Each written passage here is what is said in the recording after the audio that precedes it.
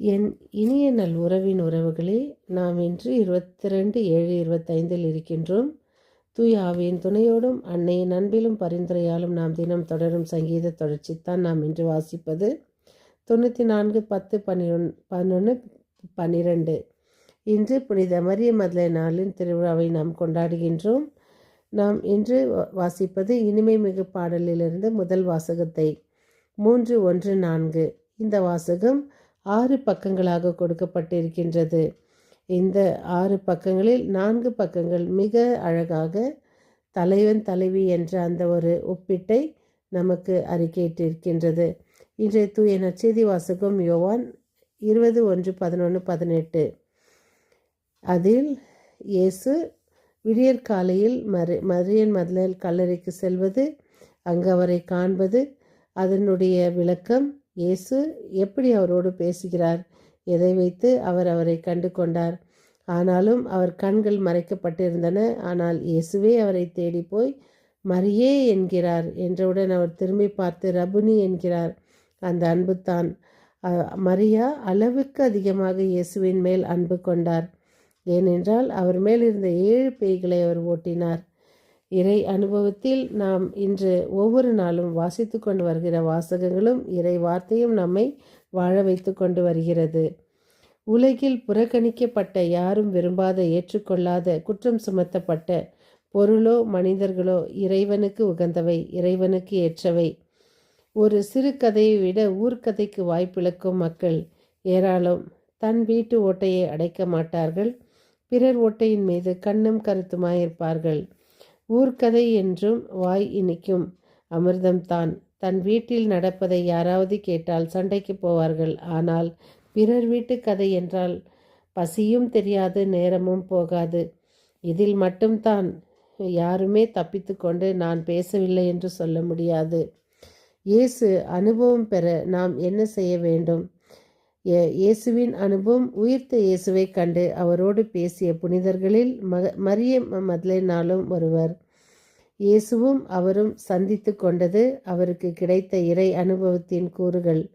இதோ மரியன் முதலில் இயேசுவை தேடினார். தேடலில் 6 பக்கங்கள் இந்த முதல் வாசகத்தில் இனிமை மிகு பாடலில் நமக்கு கொடுக்கப்பட்டு இருக்கிறது. தெளிவாக சுட்டி காட்டும் இந்த முதல் பக்கம் தலைவி தலைவரை தேடுகின்றார். 2வது பக்கம் தலைவி தலைவனை சிக்கென்று பிடித்து கொள்கின்றார். 3வது பக்கம் தன்னையே தலைவனுக்கு விருந்து வைக்கின்றார். 4வது பக்கம் தலைவி உறங்கினாலும் அவர் இதயம் தலைவன் சொல்வதை கேட்க விழித்திருக்கின்றது. 5வது பக்கம் தலைவி தன் தலைவனுக்கு மட்டுமே சொந்தம் என்கின்றாள். 6வது பக்கம் உனக்காக என் உயிரையும் கொடுக்க தயாராக இருப்பதாக தலைவி தலைவனை பார்த்து கூறுகின்றாள். மரிய மதலேனா நின்று நிலவியது நிறை தேடல். தேடிய மதலேன் மரியாவுக்கு முதலில் கிடைத்தது வெறுமை. அங்கே எதுவுமே இல்லை. இயேசுவையும் அவரால் கண்டு கொள்ள முடியவில்லை. அவர் கண்கள் மறைக்கப்பட்டிருந்தன. ஆனால் இயேசு அவரை கண்டு கொண்டார். அதான் நாம் எத்தனை பாவிகளாக இருந்த போதிலும் இயேசு நம்மை கண்டு கொள்வார். நிறைந்த கல்லறை, ஆனால் அவர் பார்ப்பதோ வெறுமை. அந்த நிறைவில் இயேசுவை நாம் அங்கு காண முடியவில்லை. அவர் கண்டதோ வெறுமையான கல்லறை. இயேசு உயிர்த்தெழுந்தார் என்பதை அந்த நிறை கல்லறை தூதர்கள் அவருக்கு அறிவிக்கும் முன் இயேசுவே அவருக்கு அறிவித்து, உன் சகோதரர்களுக்கு போய் சொல், நான் உயிர்த்தெழுந்து விட்டேன் என்பதை முதல் ஒரு பெண்ணுக்கு, அதுவும் ஒரு பாவியான பெண்ணை மன்னித்து தேர்ந்தெடுத்த இறைவன்.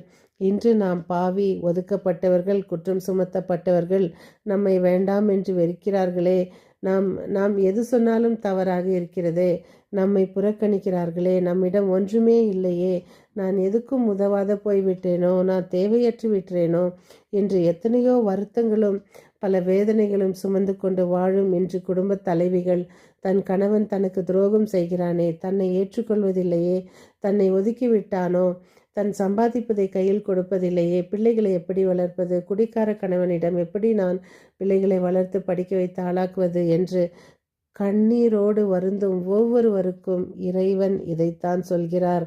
நான் வெறுமை நிறைந்த கல்லறையில் இல்லை, உன் பக்கத்தில் இருக்கிறேன். நீ என்னை கண்டு கொள்ள தேடினாய், ஆனால் என்னை காணவில்லை. நான் உன்னை தேடுகிறேன் என்பதை அவர் நமக்கு எடுத்து காட்டுகின்றார். ஆனாலும் அவருடைய ஆசை நிமிர்ந்து நின்றது. அவருடைய தீராத ஆசைத்தான், விருப்பம்தான், தளராத அன்புத்தான் உயிர்த்த இயேசுவை அருகில் கொண்டு வந்தது மரியேல் மக்தலேனாளிடம். என் அன்பு உள்ளங்களே, இன்று உலகத்தில் அழுது கொண்டு இருப்பது சிலருக்கு கேவலமாக தெரியலாம். ஆனால் சிரிப்பதை விட அழுவதைத்தான் இறைவன் அவருடைய துருத்தியில் சேர்த்து வைத்து கொண்டிருக்கிறார். நாம் சிந்தும் ஒவ்வொரு கண்ணீருக்கும் இறைவனிடம் பதில் உண்டு.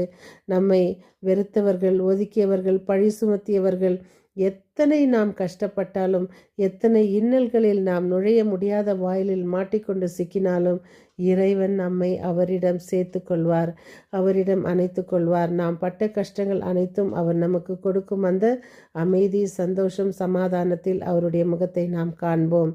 இதோ நாம் இறைவனையும் அன்னை மதலேன் மரியாதை போல காண நாம் எடுக்கும் முயற்சிகளும் முடிவுகளும் இறைவனுக்கு உகந்தவைகளாக இருக்க வாழ்த்துக்கள்.